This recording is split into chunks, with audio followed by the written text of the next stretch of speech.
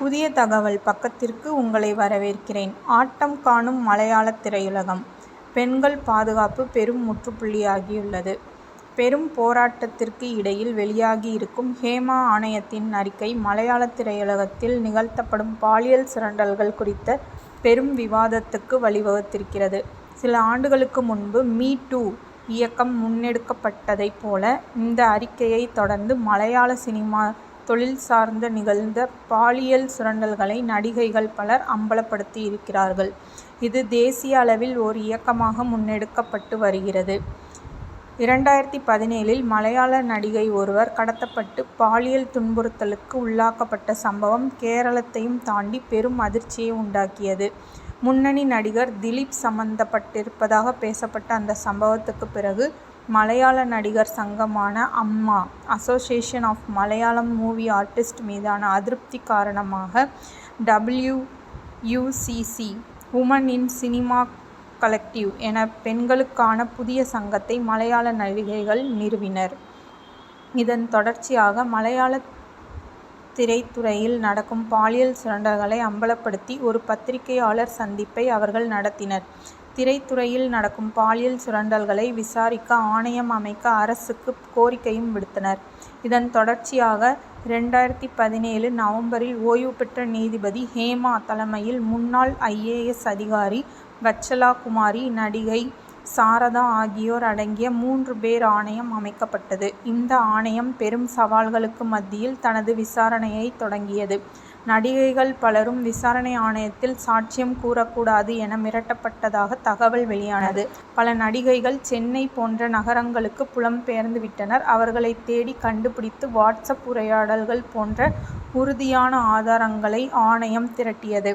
அதன் அடிப்படையில் தயாரிக்கப்பட்ட 300 பக்க அறிக்கை 2019 டிசம்பர் 31 கேரள முதல்வர் பினராயி விஜயனிடம் சமர்ப்பிக்கப்பட்டது. இதில் மலையாளத்தின் முன்னணி நடிகர்கள் பலரது பெயர்களும் அடிபட்டுள்ளதாக சொல்லப்படுகிறது. எனினும் 1 கோடி ரூபாய்க்கும் அதிகமான செலவு கடும் உழைப்பும் கொண்டு உருவாக்கப்பட்ட இந்த அறிக்கையை வெளியிடாமல் கேரள அரசு கிடப்பில் போட்டது. சரியும் பிம்பங்கள்.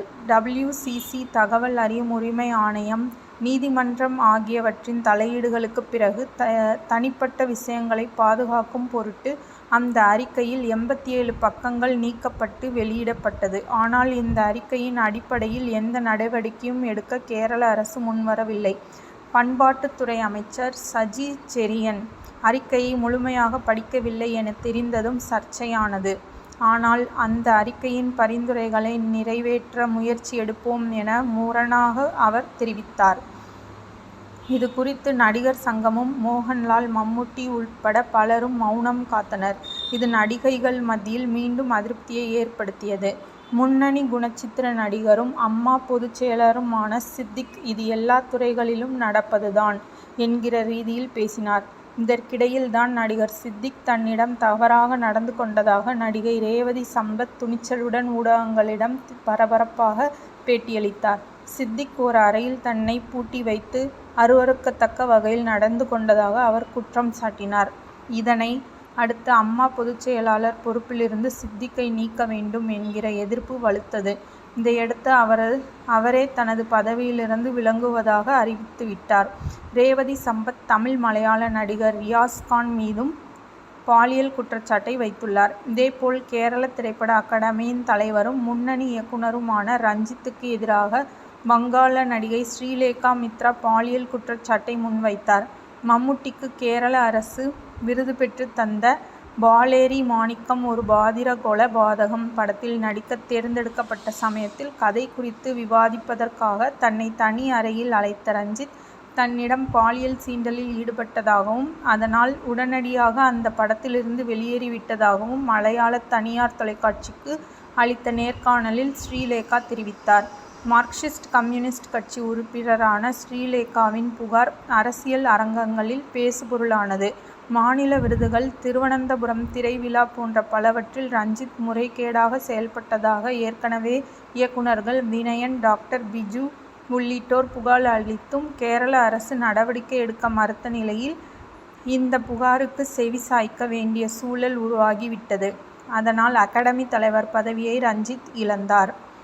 அத்துமீறல்களும் மிரட்டல்களும். இந்திய கம்யூனிஸ்ட் கட்சி எம்.எல்.ஏ.வும் மலையாள முன்னணி குணச்சித்திர நடிகருமான முகேஷ் மீது நடிகை கடத்தப்பட்ட வழக்கில் திலீப்புக்கு ஆதரவாக செயல்பட்டதாக குற்றஞ்சாட்டப்பட்டது. ஆனால் முகேஷ் மீது அம்மாவும் கட்சியும் எந்த நடவடிக்கையும் எடுக்கவில்லை. ஹேமா ஆணைய அறிக்கை வெளியாகியிருக்கும் இந்த சமயத்தில் நடிகை மினு குரியன், எனக்கு இணங்காமல் உன்னால் இந்த துறையில் இருக்கவே முடியாது என முகேஷ் தன்னிடம் சொன்னதாகவும், இன்னும் மோசமாக சில விஷயங்களை பேசியதாகவும் சொல்லி மலையாள சினிமாவே தொடர்ந்து பல காலமாக திருவனந்தபுரம் லாபியில்தான் இருந்துள்ளது. முன்னணி நடிகர்கள் தவிர்த்து சித்திக், முகேஷ், மணியம் பிள்ளை, ராஜு, பிரியதர்ஷன் போன்ற சிலர்தான் இதை ஆட்டுவித்து வந்தனர். உயர்குடிகளின் பெருமை பேசும் படங்களே அதிகமாக வந்து பொது அபிப்பிராயமாக ஆக்கப்பட்டன. வெற்றிக்காக மம்முட்டியும் அம்மாதிரி பல படங்களில் நடித்தார். இந்த போக்கின் காரணமாக மலையாள சினிமாவில் உதிரி மக்களின் வாழ்க்கையும் பங்களிப்பும் முழுமையாக புறக்கணிக்கப்பட்டன. இந்த ஜமீன்தாரித்தனம்தான் திலகன் போன்ற சிறந்த நடிகரை அம்மாவிலிருந்து விலக்கி வாய்ப்புகளில்லாமல் வீட்டில் முடக்கியது. கூலிக்கு ஆள் வைத்து நடிகையை பாலியல் பலாத்காரம் செய்ய வைத்தது. இணங்க மறுத்த நடிகைகளை திரைத்துறையில் இல்லாமல் ஆக்கிவிட்டது. ஹேமா ஆணைய அறிக்கையை தொடர்ந்து முன்னெடுக்கப்பட்டிருக்கும் இயக்கம் இந்த ஜமீன்தாரித்தனத்தை மீது விழுந்த பேரிடி எனலாம். அம்மா தலைவர் பொறுப்பில் இருந்து நடிகர் மோகன்லால் விலகி இருப்பது இதன் சமீபத்திய சாட்சியம். இந்த பதிவு உங்களுக்கு பிடித்திருந்தால் நீங்கள் தொடர்ந்து எங்களுக்கு ஆதரவு தரும் வகையில் சப்ஸ்கிரைப் செய்யவும், லைக் செய்யவும் மற்றும் ஷேர் செய்யவும். அடுத்த வீடியோவில் உங்களை சந்திக்கிறேன். நன்றி.